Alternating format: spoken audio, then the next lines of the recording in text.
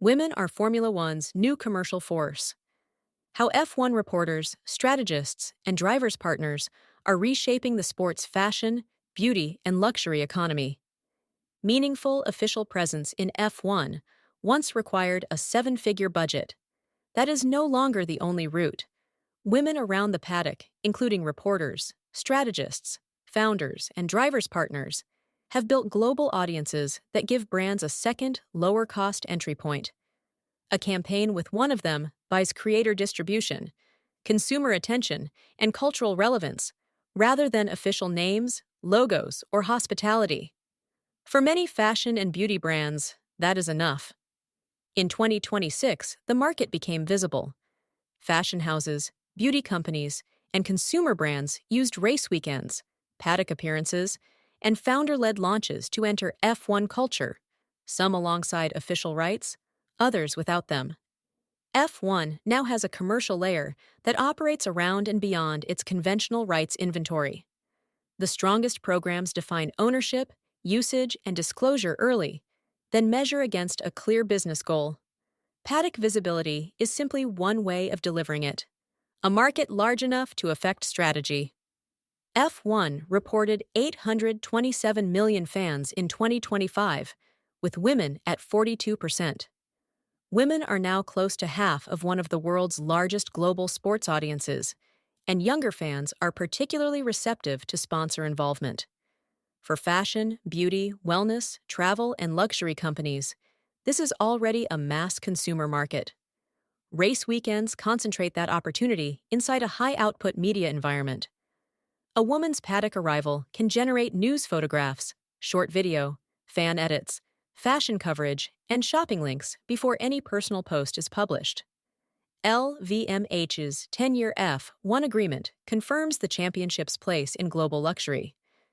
The women around the paddock give individual brands a more focused route into the surrounding culture. Commercial authority comes from different sources. Brands reach this market through three sources of authority. The categories describe the asset behind a relationship and carry no hierarchy. F1 professional authority.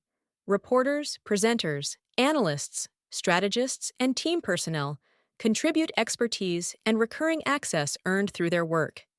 Examples include DAZN España, F1 reporter Melissa Jiménez, Sky Sports, F1 presenter Natalie Pinkham, strategist turned analyst Ruth Buscombe, and former driver and analyst Naomi Schiff. Independent authority. Athletes, models, founders, and creators bring careers and audiences developed outside a driver relationship. Examples include professional golfer Lily He and Brazilian model and media professional Kelly Piquet. Relationship-based visibility. Drivers' partners may build audiences around race week access and convert that attention through campaigns or companies. Examples include Alexandra Leclerc and Carmen Munt. 5 routes for brands into F1's commercial paddock. The relationships visible in 2026 are easier to understand by asking who controls the asset and what the brand receives. A brand may use more than one route at the same time. Visible association. A product appears in paddock coverage without public evidence of a contract. Example: Ruth Buscombe's Hermes accessories. Direct relationship. A brand contracts with a woman for content, appearances, or usage rights. Example: Kelly Piquet's Anastasia Beverly Hills campaign. Convened network. A brand funds the setting and content around a group. Example: Alo's Monaco program. Attendance does not establish a paid agreement with every guest. Product participation and ownership. A woman co-creates a product, owns equity, or builds a business. Example: Alexandra Leclerc's frame capsule. Official rights. A brand contracts with a team, championship or series for names, logos, inventory, and hospitality. Example: Elemis's Aston Martin partnership. 1. Visible association. Kim Kardashian, partner of Ferrari driver Lewis Hamilton, wore Gucci throughout Monaco Grand Prix weekend, including a custom race day dress, and appeared in the Ferrari garage. The appearance is separate from Gucci's announced 2027 Alpine title partnership. Alexandra Leclerc, partner of Ferrari driver Charles Leclerc, was photographed in Meshki, Messica, Bulgari, and Jiménez. Ruth Buscombe, F1 TV analyst, repeatedly carried Hermes accessories. Visible association creates editorial value, but gives the brand little control. It may have no right to reuse images, approve captions, or imply endorsement. Brands that want those rights move to a direct relationship or official package. 2. Direct relationships. Professional authority supports direct relationships without relying on a driver connection. Ruth Buscombe is a motorsports ambassador and technical advisor for Amazon Web Services.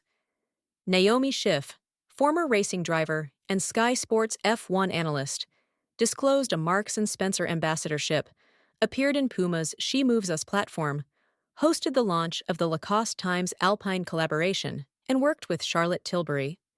Jamie Chadwick, racing driver and Sky Sports F1 analyst, is a Rolex testimony. Melissa Jiménez, Daz in España, F1 reporter, is represented for commercial work and has collaborations with Disney, Nestlé, Lidl, Playmobil, Oysho, Ease Dean, and others. Her commercial authority comes from professional work, independent of a driver relationship.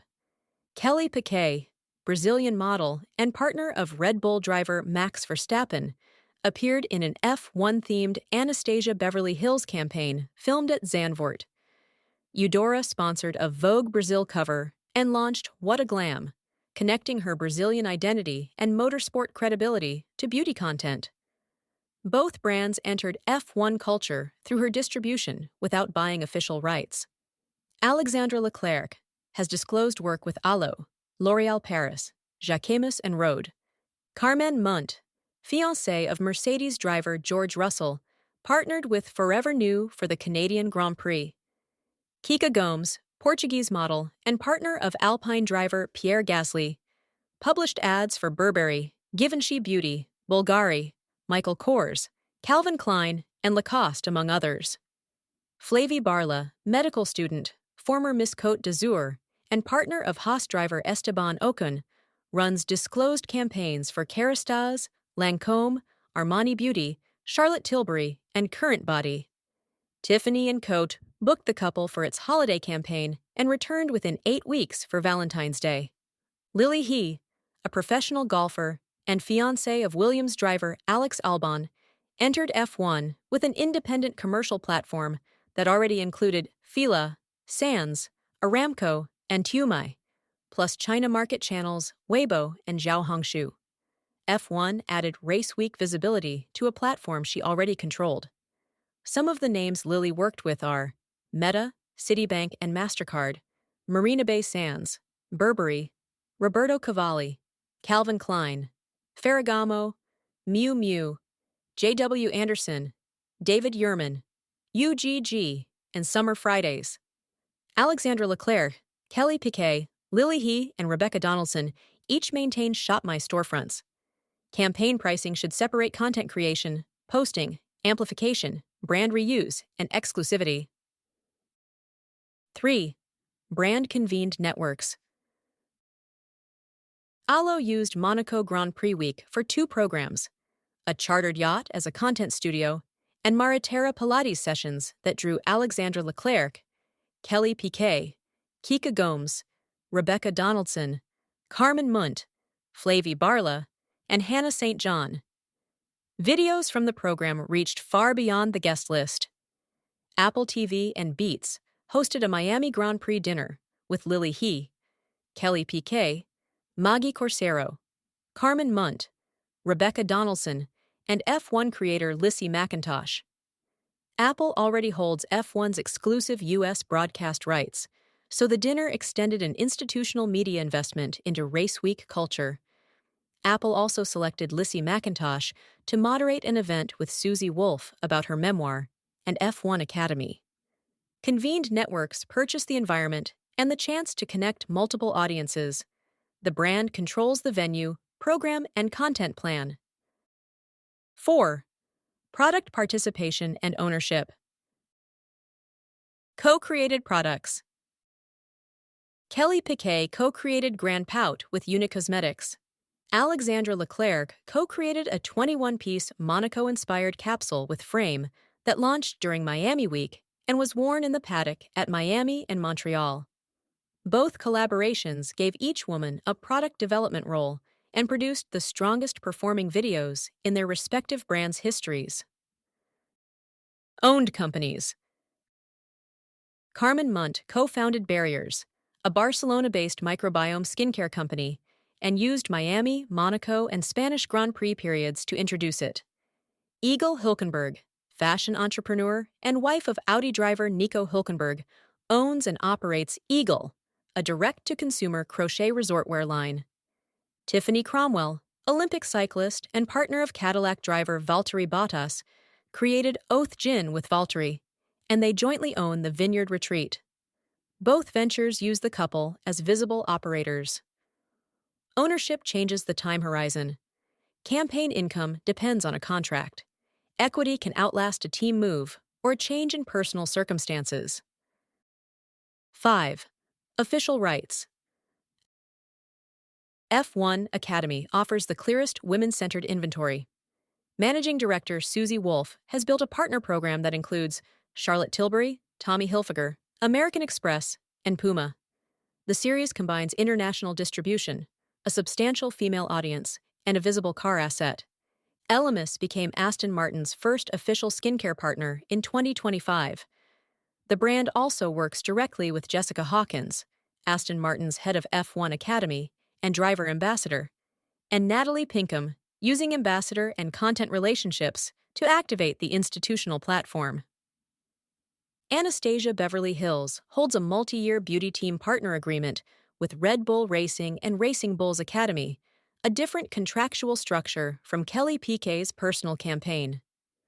The LEGO Group's 2026 F1 Academy launch used professional paddock talent. Ariana Bravo, F1 TV and Channel 4, hosted the Las Vegas unveiling. How brands combine the routes.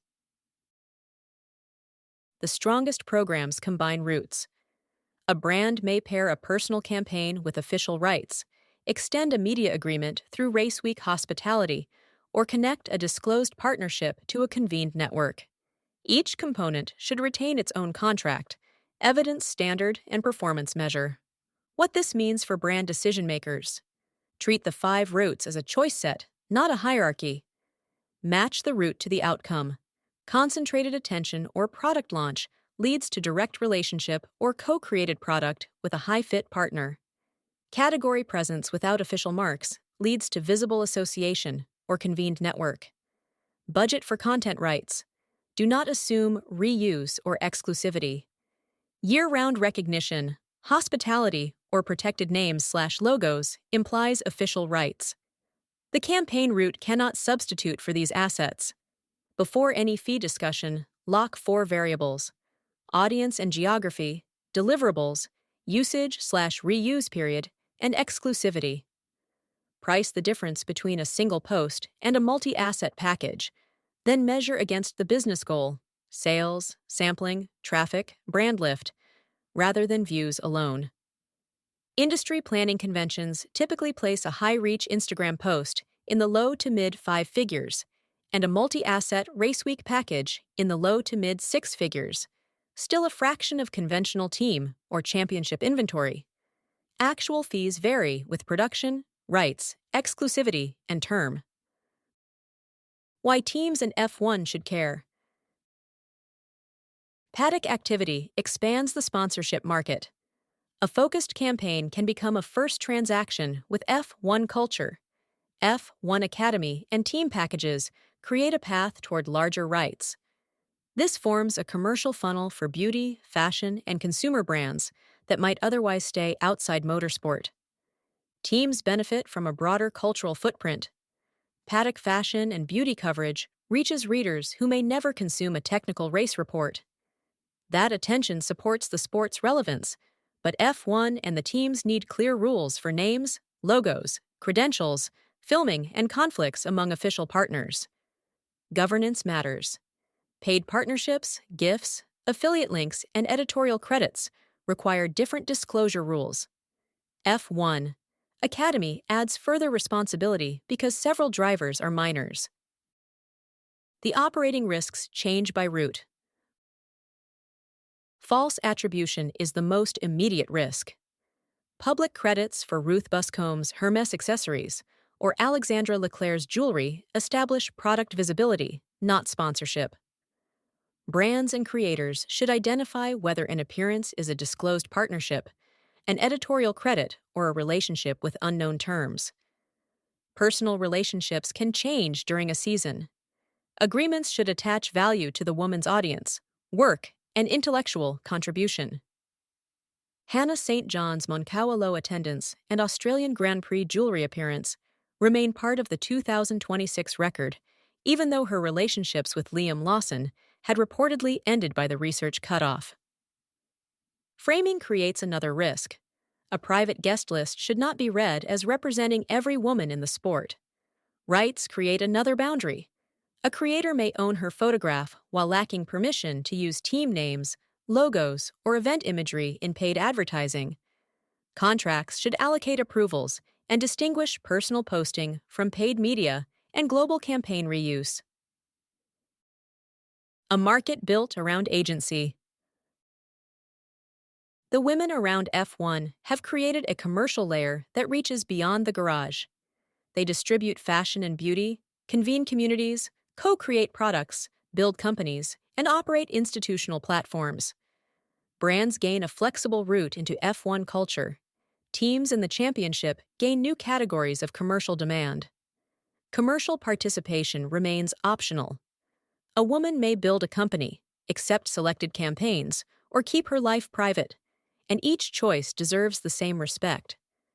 The women create the audience and the cultural access. A durable market leaves them in control of both. Disclaimers. This public source analysis is based on information available as of August 2026. It does not attempt to register private contracts. An outfit credit, gift, invitation, or tagged brand is not treated as proof of payment. The relationships named between women and brands are illustrative examples drawn from publicly visible activity and do not constitute a complete or exhaustive list. The underlying dataset is available to journalists and brand teams on request. Everything here is free, essays and their podcast editions alike. Subscribing means each new piece reaches you by email, and upgrading to paid funds the research hours behind work like this. If you found this as a listener, subscribing here on Substack is what actually supports the work. Every episode lives here too.